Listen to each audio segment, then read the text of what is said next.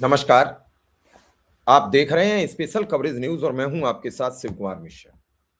मेरे बगल में 3 तस्वीरें हैं और इन 3 तस्वीरों का मामला बड़ा उलझता चला जा रहा है। मोदी शाह ने बंगाल में ईडी की रेड डालकर खुद को फंसा लिया है, फंस गए हैं। अब ये गर्म दूध हो गया है। अगर उगलेंगे तो दूध फैल जाएगा, पिएंगे तो आंतें जल जाएंगी। ममता बनर्जी की सरकार को बर्खास्त करके अगर चुनाव लड़ते हैं तो उन्हें लगता है कि अधिकारी और सब कुछ हमारे हाथ में होगा। इस पूरे घटनाक्रम पर सरकार बर्खास्त हो नहीं सकती। तो ये जो पश्चिम बंगाल में राजनीति में सत्ता का जो खूनी खेल है और एजेंसियों की भूमिका, वो बड़ी संदिग्ध होती चली जा रही है। पश्चिम बंगाल की राजनीति में सत्ता का खूनी खेल एजेंसियों के छलपूर्ण बाजीगरियों से तेज हो गया है। दरअसल केंद्र की ताकतें टीएमसी के नेताओं पर भ्रष्टाचार के छापे मार रही हैं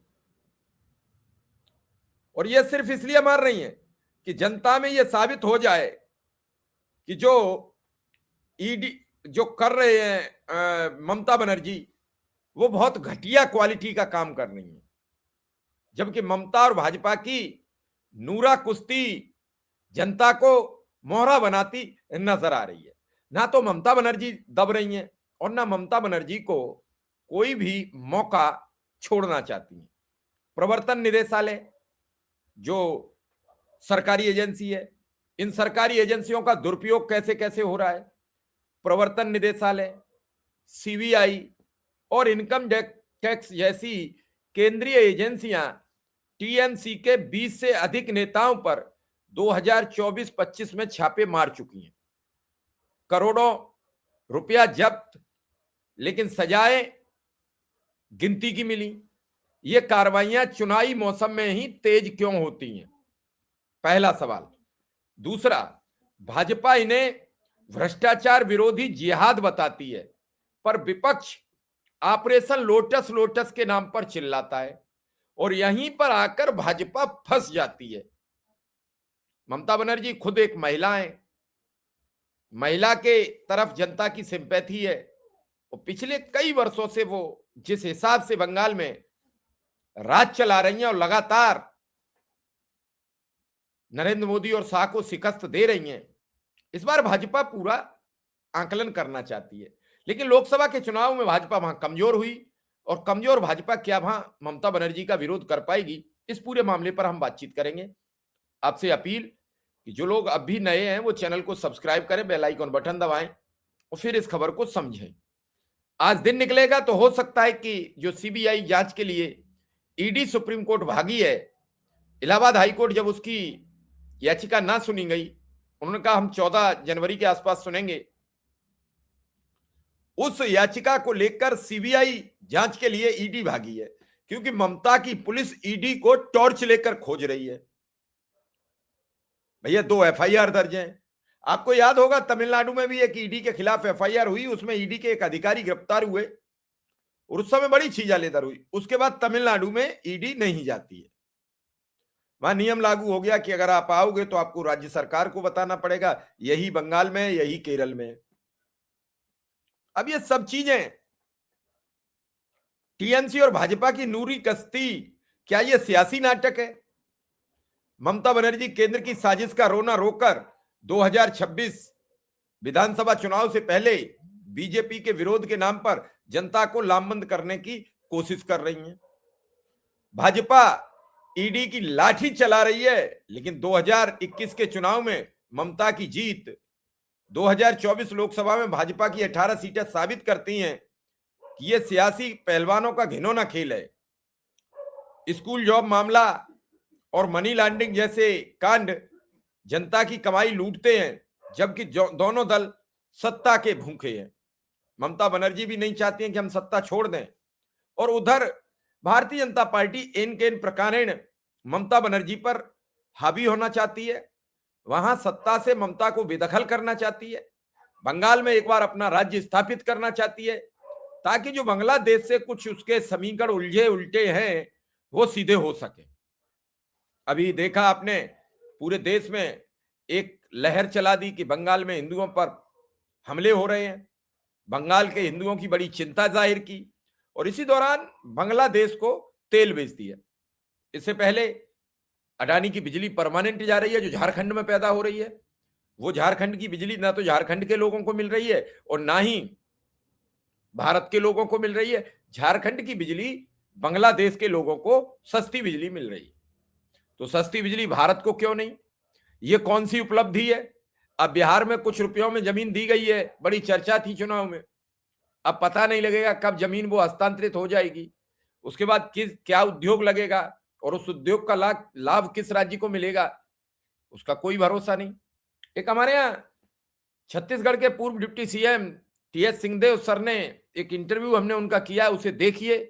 उन्होंने पहले ही सवाल में यह सवाल कहा कि जब हम सत्ता में थे और हमारी सरकार चुनाव हार चुकी थी, कार्यवाहक मुख्यमंत्री भूपेश बघेल थे, इस्तीफा भी नहीं हो पाया था, तभी अधिकारियों ने एक बड़े व्यापारी को खुश करने के लिए जंगल कटवाना शुरू कर दिया था, ताकि यह संदेश चला जाए कि हम तो आपके साथ हैं, और जो अधिकारी जिला अधिकारी या प्रमुख सचिव थे उनकी कुर्सियां बची रहे।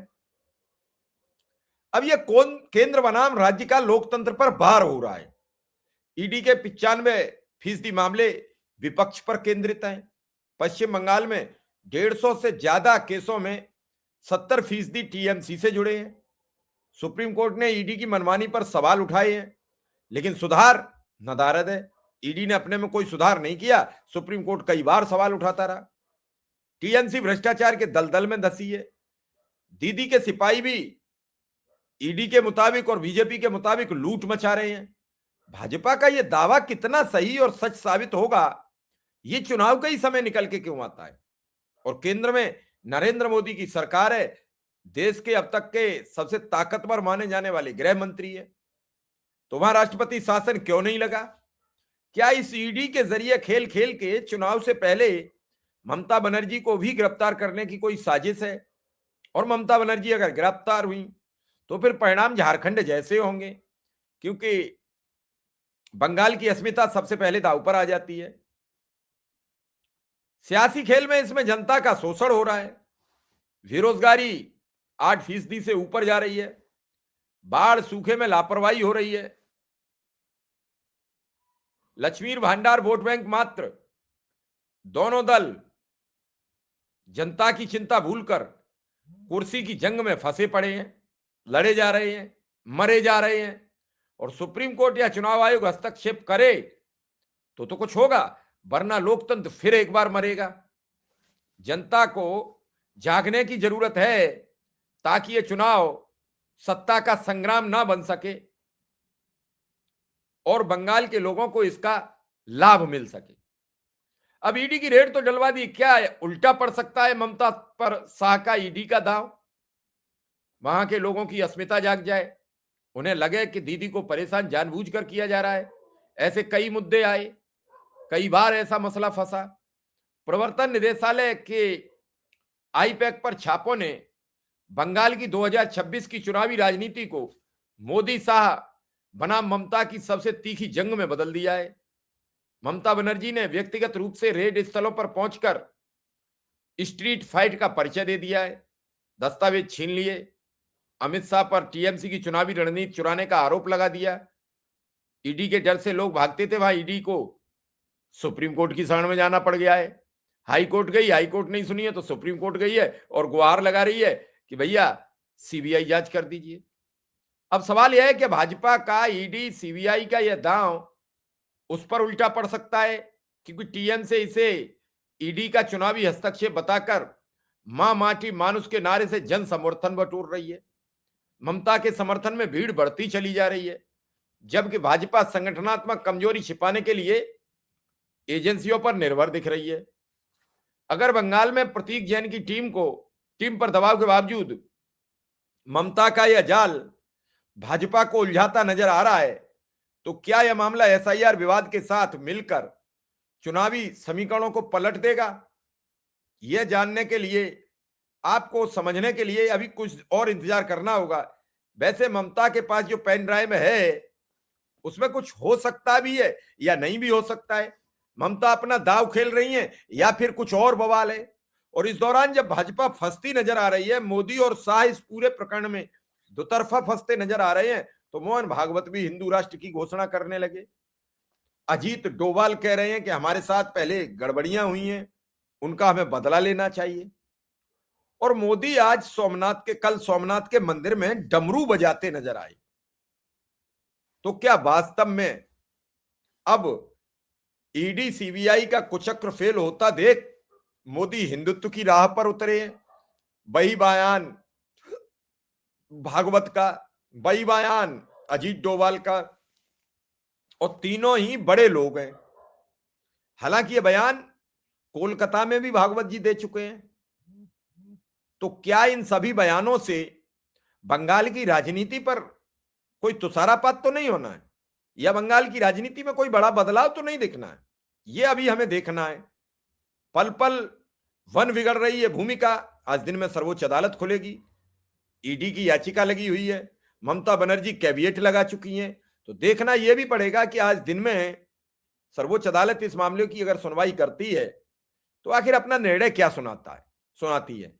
और अगर निर्णय किसी के फेवर में जाता है या फिर ईडी को सुप्रीम कोर्ट पहले की तरह लताड़ लगाता है और समझाता है पहले आप दस्तावेज बताओ क्यों गए थे, तो क्या ईडी जवाब दे पाएगी? और ईडी से दस्तावेज अगर तलब किए गए और वहां ममता बनर्जी की कमी निकली, तो क्या ममता बनर्जी को गिरफ्तार करने का भी आदेश जारी कर सकता है कोर्ट? ये कई पहलू हैं जिन पर हमें आज दिन में इंतजार रहेगा, और दिन में हम देखेंगे कि क्या है इसका पूरा मामला। तब तक के लिए हमें इंतजार करें। कुछ घंटों बाद अभी कोर्ट खुलेगा और हम देखेंगे कोर्ट इस पर क्या अपनी कार्रवाई करता है। धन्यवाद, नमस्कार।